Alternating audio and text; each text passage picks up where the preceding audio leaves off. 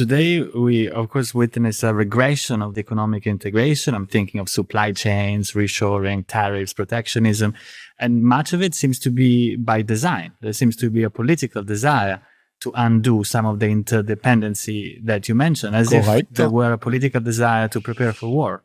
You're absolutely right. There is a tendency in this direction, and this tendency stems from the fact that the moment geopolitics take the upper hand on geoeconomics, the question of vulnerability, of security, the sort of trade-off between the efficiency of globalization, of global market capitalism, and safety security changes. If you look at your trading partner as a friend, okay, if you start looking at your trading partner as a foe, then importing a bit more of this or a bit more of that may not be the right thing to do because he might weaponize this, or I might weaponize this. That's what the US have done. What has shifted is that the trade-off between multi-localization of production systems, expansion of trade, and security is different. Does this mean that we are heading for deglobalization? No, I don't think so. I think the US view by Trump and to some extent by his successor and then with Trump back in the White House remains an exception because it's probably the only country on this planet that can believe it can live more disconnected with the rest of the world than before.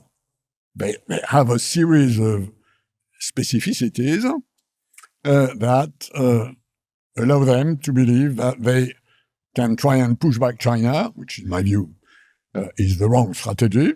I always believe that making China more autarkic is making China more dangerous. If you believe China is dangerous, and there are different views on that, whatever quantum of dangerosity you lend to China, a nationalistic, autarkic China will be more dangerous. Just a parenthesis on this, I instinctively inclined to agree with you, but what do you respond to those who present the case of Russia, where Germany's, for instance, economic interdependency with Russia in terms of gas did nothing to avoid Russia's invasion of Ukraine, but actually made Europe all that much weaker when the invasion happened? My answer is that not all economic interdependencies are the same. So trading minerals or oil or gas is a necessary thing because if I have too much of that, I cannot not export it. And if I not enough of that, I cannot not import it for reasons which have to do with the infrastructure of the economy, which is, by the way, one of the reasons why, for many, many reasons that have to do with climate change and the loss of biodiversity, I'm such a big fan of renewables. Renewables will make this world a safer place.